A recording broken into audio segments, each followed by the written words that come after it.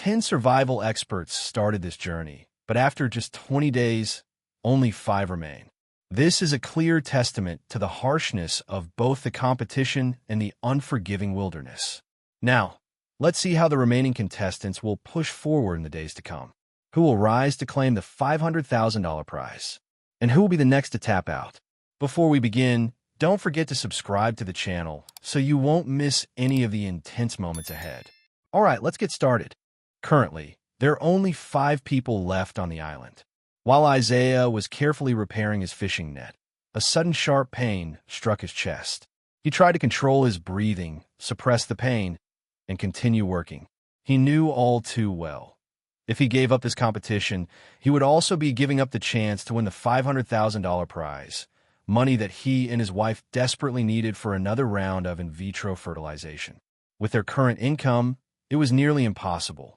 However, caught between the dream of becoming a father again and his deteriorating health, Isaiah couldn't decide right away. He sat down, silently thinking things through.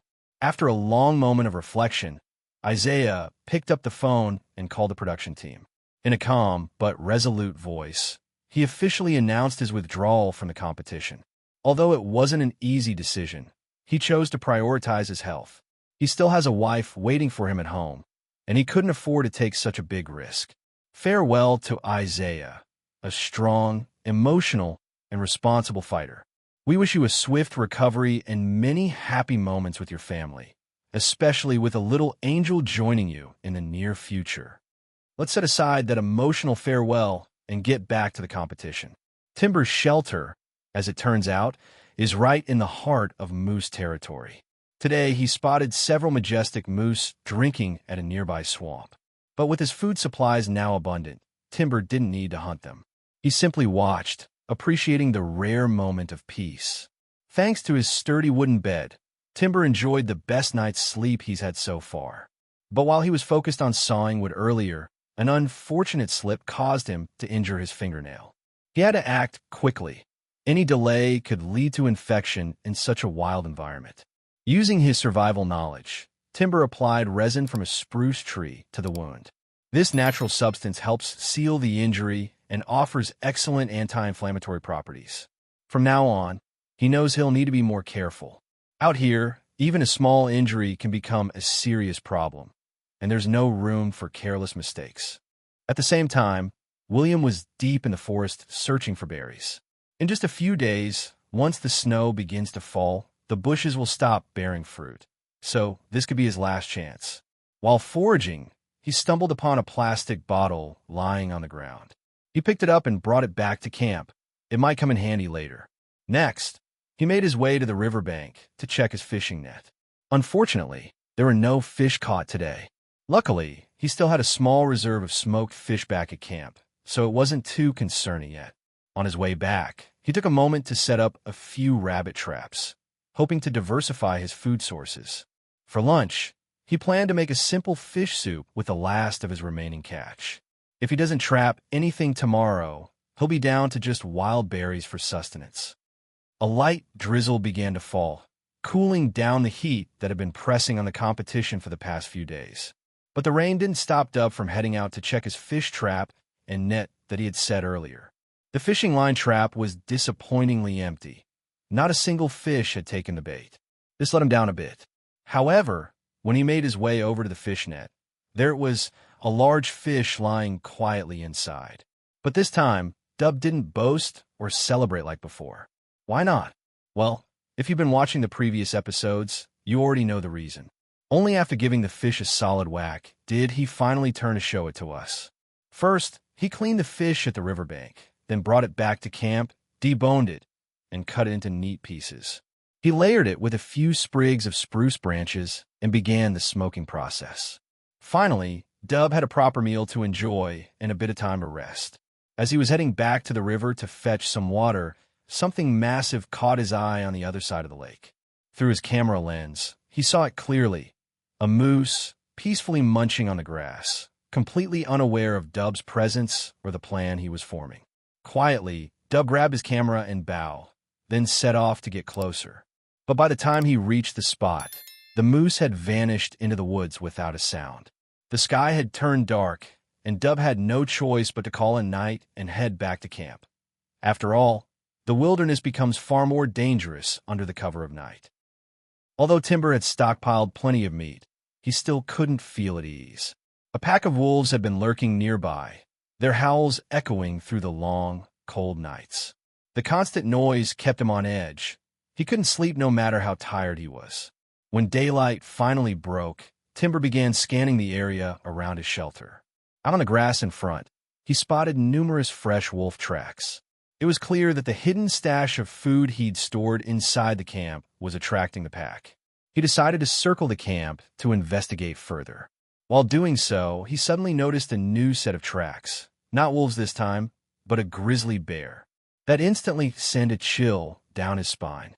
If he encountered a bear face-to-face, escaping would be nearly impossible. Wolves in front, grizzlies on the right. Both predators silently waiting for the perfect moment to strike. It seemed clear Timber needed to return to his shelter and come up with a solid plan fast. Dub has always been on the lookout for a moose, the ultimate key to winning the competition. At this hour, the sun hadn't even risen yet. This was the prime time when moose often forage near rivers and streams, so Dub focused his search in those areas. But at the moment, Dub was extremely hungry, and he needed to find an easier source of food first.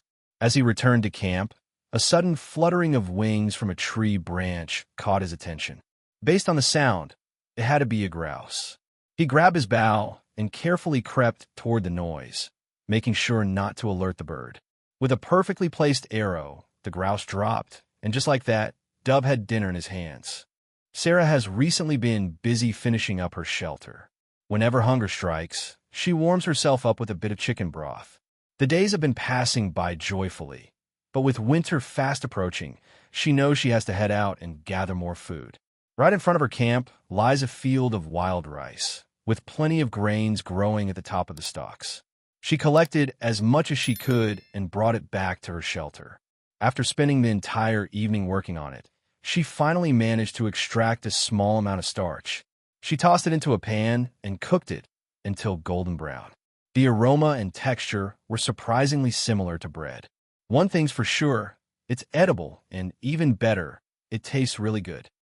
William's shelter is nearly finished. Just a few final touches and it'll be complete. A flock of geese flying south signals that winter is drawing near. Among the 4 remaining contestants, he's the only one without any food left. So today's top priority is finding something to eat. First, he prepared a new fishing rig, hoping this time he'll finally catch something. Once that was done, he headed to the riverbank to put his fishing skills to the test like a true outdoorsman. If he wins the $500,000 prize, he could retire early and spend more time with his family, a thought that motivates him through the hunger. No one knows how much time had passed, but finally, a fish took notice of his bait. With a precise flick of the wrist, William reeled it in and landed it on the shore. Now that he had something to eat, all he wanted was to hurry back to camp and dig in right away. Sarah is soaking up the last sunny days before winter arrives. Although she deeply misses her mom and her little family, the thought of that $500,000 prize pushes her to stay strong and keep going. Today, she's decided to set a few traps to see if she can catch a beaver. She's noticed there are quite a few of them in the area. If she's lucky enough to catch one, it could provide a rich source of protein and fat, and the pelt could even be used to make clothing. She carefully crafts a snare trap and places it right where the beavers often come ashore to sunbathe. Now, it's just a matter of waiting. The moment one steps into the loop, the trap will trigger. Today, Dub is preparing the spruce grouse he caught. After cleaning the bird and removing the head and tail, he turns it into a hearty pot of soup. The blood of birds like this is rich in sodium, which helps balance water and minerals in the body, so tossing everything into the pot and boiling it is the best choice. While waiting for the soup to cook, Dub steps outside to scan the area. Suddenly, he spots a black wolf staring directly at him, and not far behind, a few massive gray wolves are lingering too. Thankfully, after a tense moment, they simply turn and walk away. The danger has passed for now. With a sigh of relief, Dub heads back to camp. It's finally time to enjoy his well-earned grouse soup. Every morning, William loves taking a moment to admire the beauty of nature surrounding his shelter. After soaking in the peaceful scenery, he sets off to check his traps. And to his surprise, even though he hasn't finished yesterday's fish, today he's caught a rabbit. At this rate, his camp will soon be overflowing with meat.